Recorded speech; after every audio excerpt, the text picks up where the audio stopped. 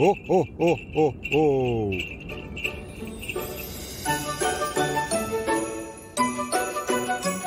Vous écoutez Mary Basilic, le calendrier de l'Avent sonore pour des fêtes de fin d'année plus responsables.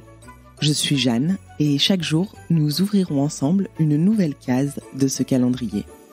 Si les épisodes vous plaisent, n'hésitez pas à soutenir le projet en laissant 5 étoiles sur votre plateforme d'écoute favorite. Je vous souhaite une joyeuse écoute. Aujourd'hui, je reçois Clotilde Dussoulier. Célèbre podcasteuse, elle est avant tout coach certifiée. Elle a créé, il y a quelques années, Change ma vie, la référence du coaching de vie en France.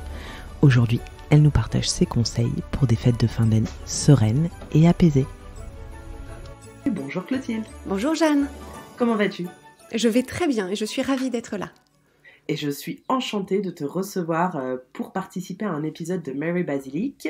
On va commencer tout simplement avec des présentations pour les auditeurs et les auditrices qui peut-être ne te connaissent pas encore. Donc je suis Clotilde Dussoulier, je suis la fondatrice de Change ma vie, qui est une entreprise de coaching. Donc moi-même je suis master coach certifiée et j'anime également un podcast qui s'appelle Change ma vie, outils pour l'esprit. Tout à fait, un podcast dinosaure puisque tu l'as créé en 2017 ou 2016 ? C'est ça, 2017. Comme Basilic. Alors, les fêtes de fin d'année peuvent être une période anxiogène pour certains auditeurs et certaines auditrices et j'avais vraiment envie de te recevoir à ce sujet parce que ton podcast m'apaise beaucoup à titre personnel et je me suis dit que tu aurais sûrement des bons conseils à nous partager pour mieux appréhender cette période finalement. Oui, alors la première chose que je veux apporter, c'est qu'il y a 2 épisodes de Change ma vie qui s'appellent Comment mieux aborder les fêtes. Donc j'avais fait un double épisode là-dessus. L'élément principal que je voudrais apporter à celles et ceux qui nous écoutent et qui peut-être voient arriver les fêtes avec anxiété, comme tu le dis, c'est de bien se souvenir que les circonstances ne créent pas nos émotions. Que ce que dit notre oncle ou ce qui est servi au repas ou ce qui est à l'intérieur du papier cadeau ne crée pas nos émotions. Et ça peut paraître, voilà, c'est quelque chose que j'explique à longueur de podcast, mais déjà tout le monde n'est pas au courant.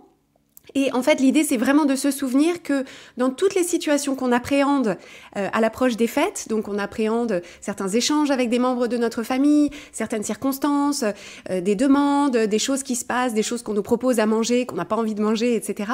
Et en fait, l'idée, c'est toujours de se dire, tout ça, c'est à l'extérieur de moi, et entre ces choses extérieures à moi et comment je me sens, il y a en fait comme une espèce de sas. Et dans ce sas, qu'est-ce qui se passe ? Il y a mon cerveau qui fait une interprétation de ce qui se passe, qui en pense quelque chose, et c'est ce que j'en pense qui crée mon émotion. Et en fait, rien que ça, rien que le fait de se dire, en réalité, entre le monde extérieur et moi, il y a cet espace d'interprétation dans lequel j'ai la possibilité de choisir l'interprétation qui créera l'expérience émotionnelle la moins pénible pour moi. Rien que ça, c'est vecteur de soulagement parce que ça évite de se sentir, d'avoir l'impression de subir en fait, d'avoir l'impression de subir ce que les gens disent et ce qui va se passer. Donc ma recommandation, c'est vraiment de garder ça en tête et de s'approprier ce que j'appelle le bouton pause, c'est-à-dire la capacité, à chaque fois qu'on y arrive, la capacité à se dire « Ah, cette personne vient de dire un truc et je ressens une espèce de montée, alors de colère ou de tristesse ou de frustration ou d'agacement. » Et juste faire pause en se disant « En fait, cette personne-là n'a pas créé mon émotion. C'est parce que j'ai eu une pensée au sujet de ce qu'elle vient de dire qui crée mes émotions. » Et donc, en fait, c'est dans cet espace de pause que j'ai la possibilité d'abord d'accueillir mes émotions et ensuite de choisir comment est-ce que j'ai envie de réagir. Est-ce que j'ai envie de réagir ? Est-ce que j'ai pas envie de réagir ? Est-ce que j'ai envie d'apaiser ? Est-ce que j'ai envie de monter au créneau ? Donc, il y a pas de réaction qui serait mieux qu'une autre.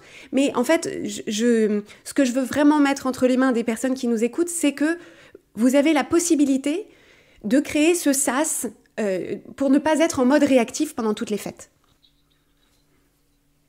Et tu fais bien de le préciser parce que c'est vrai que si on arrive à un repas de famille en ayant déjà cette appréhension et sans parvenir à puiser les ressources en nous, c'est assez compliqué. Est-ce qu'il faut apprendre à dire non à ses proches, à refuser des propositions, des invitations ? C'est pas évident. mais parfois on peut en ressentir le besoin. Est-ce que apprendre à dire non, c'est quelque chose Il me semble que tu peux que conseiller? c'est de toute façon quelque chose qu'on peut essayer d'apprendre à longueur d'année. Et effectivement, si on vit dans un environnement familial dans lequel les périodes de fête sont très intenses, c'est-à-dire qu'il y a une sorte d'attente dans la culture familiale, qu'on va passer beaucoup de temps ensemble, qu'on va faire beaucoup de choses ensemble, qu'on va s'offrir beaucoup de cadeaux, qu'il va falloir faire. Et voilà, et qu'on se sent un petit peu ployé sous le poids des attentes de notre famille. Ma recommandation, c'est effectivement en amont de commencer par évaluer tout ce qu'on perçoit comme étant les attentes de notre famille. Parce que souvent, en fait, ce qu'on fait, c'est qu'on aborde ça avec cette impression qu'il y a beaucoup d'attentes, mais en fait, on ne sait pas exactement quoi est venant de qui. Et donc, c'est une sorte d'appréhension floue et vague. Et donc, ma recommandation, c'est vraiment de se dire, OK, j'ai l'impression que qui dans ma famille attend quoi de moi et pourquoi ? Parce que du coup, ça permet, dans certains cas, de se rendre compte qu'en fait, en réalité, on perçoit des attentes, mais en fait, c'est beaucoup dans notre tête, et que si ça se trouve, en fait, ça correspond pas à la vraie attente des gens. C'est finalement une attente qu'on a de nous-mêmes qui n'a pas d'ancrage dans la réalité. Et parfois, en fait, on peut s'apercevoir que, effectivement, nos parents ou nos frères et sœurs ou nos cousins-cousines ont des attentes de nous-mêmes, mais en fait, si on essaye de lire quelle est l'attente en dessous de l'attente, peut-être que en fait, la meilleure façon de dire non, c'est de dire oui autrement. Et donc de pouvoir dire non, je pourrais pas être là à tel moment, ou je pourrais pas faire ça, mais j'entends que ce que tu souhaites, c'est qu'on puisse partager des bons moments ou réunir tous les cousins, cousines, etc. Et donc moi, ce que je peux faire, c'est ça. Donc en fait, l'idée, c'est si on a l'impression que dire non, c'est se barricader et renvoyer tout le monde dans ses buts, ça va être difficile de le faire. Mais si on trouve la connexion derrière la demande, à ce moment-là, on peut répondre à cette demande de connexion par peut-être quelque chose qui nous convient mieux en termes d'énergie et de préférence. Merci Clotilde pour ces bons conseils. J'ai également une autre situation à te soumettre, qui est celle des personnes qui passent les fêtes de fin d'année ou d'autres fêtes importantes pour elles toutes seules. C'est pas évident d'être seule en cette période où justement on galvanise beaucoup le fait de se retrouver tous ensemble. Est-ce que tu as des pistes de réflexion à nous partager ? Est-ce que tu as des épisodes de podcast aussi sur le sujet peut-être pour Alors il me semble donc déjà il y a à nouveau ces 2 épisodes sur comment aborder les fêtes où j'évoque cette situation. Et en fait, à mon sens, l'idée, c'est vraiment pour les personnes qui rencontrent cette situation et qui en souffrent, parce qu'il y a des personnes qui n'en souffrent pas et qui, au contraire, se réjouissent de ne pas avoir tout le monde à recevoir pendant les fêtes. Et en fait, l'idée, c'est vraiment d'examiner quelle est pour moi la symbolique des fêtes, c'est-à-dire qu'est-ce qui est pour moi important au moment des fêtes et à côté de quoi est-ce que je pense passer si je suis seule, par exemple, le soir du 24. Parce qu'en fait, l'idée, c'est de se dire... On peut avoir une représentation de la société, effectivement, des fêtes de famille heureuses, avec la famille parfaite, papa, maman et les 2 enfants au pied du sapin, etc. Alors déjà, il faut se rappeler que ça n'est réellement comme ça que pour très très peu de personnes, et qu'en réalité, c'est toujours 50-50, voire 80-20, en fait, l'expérience des gens, même entourés. Et en fait, l'idée, c'est que pour ces personnes-là, de pouvoir finalement se remettre en position de créateur ou de créatrice de leur expérience pendant les fêtes, et de se dire, est-ce que pour moi, ça a une signification religieuse ou spirituelle ? Et à ce moment-là, comment est-ce que je peux l'incarner ? Est-ce que pour moi, c'est le partage, la connexion, une certaine forme de gratitude envers les personnes qui m'entourent ? Et à ce moment-là, avec qui est-ce que j'ai envie de partager ça ? Sous quelle forme ? Et ce que je veux vraiment souligner, c'est que la connexion au moment des fêtes, on n'est pas obligé de la trouver avec des membres de notre famille proche. Et je sais qu'il y a énormément de personnes qui... pendant ces moments-là, finalement, trouvent le moyen de se connecter avec d'autres personnes qui sont seules, voire avec d'autres personnes qui vivent des périodes difficiles dans cette période, et en particulier le bénévolat au moment des fêtes.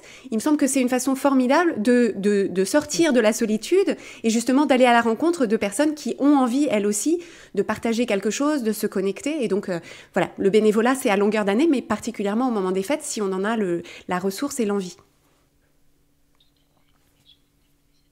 Tout à fait. Et je vais terminer cet épisode avec la petite question bonus qu'on pose à tous nos invités. Quel cadeau aimerais-tu Alors, d'une façon recevoir toi générale, cette année? moi, je préfère qu'on ne m'offre pas de cadeaux choses, parce qu'en fait, je suis assez difficile, j'ai des goûts qui sont très précis, et donc, il est rare, finalement, qu'on me fasse une surprise et que ça corresponde à mon goût. Et je préfère largement des cadeaux expériences, et de préférence des cadeaux expériences partagées. Et donc, j'aime beaucoup si, par exemple, quelqu'un me dit, en fait, j'ai pris des places pour aller voir un spectacle, pour aller voir un concert, ou pour qu'on aille au restaurant ensemble, voilà, pour qu'on aille voir une expo ensemble, ça j'aime vraiment beaucoup. Merci beaucoup Clotilde pour tes bons conseils et j'indiquerai dans la barre de description du podcast les 2 épisodes que tu as mentionnés bien évidemment, ainsi que ton podcast d'une manière générale qui pourra, je pense, être utile aux auditeurs et aux auditrices. Merci Clotilde.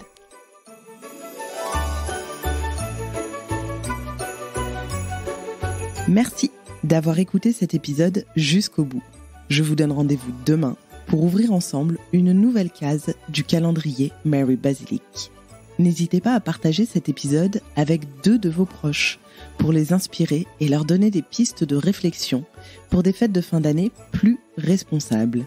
Grâce à vous, Mary Basilic prend de l'ampleur et je vous en remercie. Et si vous souhaitez suivre les coulisses de cette folle aventure, alors je vous donne rendez-vous sur Instagram. À demain!